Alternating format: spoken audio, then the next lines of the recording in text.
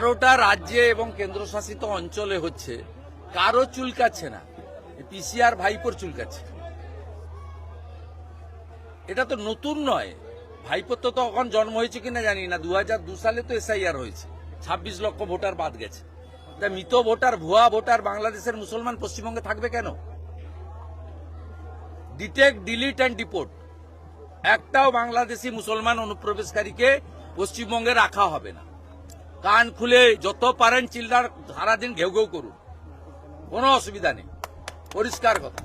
বিহারও করেছিলেন, কোনো লাভ হয়নি, কোনো লাভ হয়নি।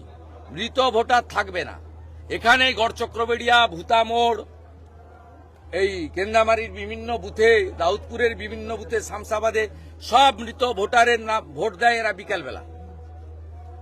কোনো হিন্দু বুথে হয় না, এরা করে এখানে। সকালবেলা গামছা পরে ভোট দেয়, দুপুরবেলা প্যান্ট পরে ভোট দেয়, বিকালবেলা লুঙ্গি পরে ভোট দেয়। পুলিশ বলছে কেন থাকবে? হাতে ঘা লেগেছে এবং বুঝতে পারছে যে যাবে। আর সম্পূর্ণ মিথ্যা, সাজানো। ওই হাতের অক্ষরও ওনার নয়। এদের যদি জম থাকে ওই চিঠিটা সেন্ট্রাল ফরেন্সিক ল্যাবে পাঠানো। পুলিশ বলছে ফরেনসিক হবে চিঠিটা। ও রাজ্য সরকারের ফরেন্সিক, ও সব পিসির বানানো। এখানে কি হয় ফরেন্সিক জানে।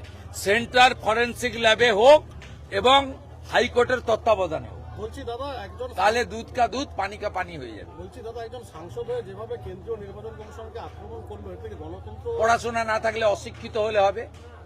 লড়াই তো কোনোদিন করেনি। আমরা লড়াই করে মমতা ব্যানার্জিকে মুখ্যমন্ত্রী করেছি। লড়াই করা জানতে হবে। হত কাটবো আমরা, কই খেয়েছো তুমি?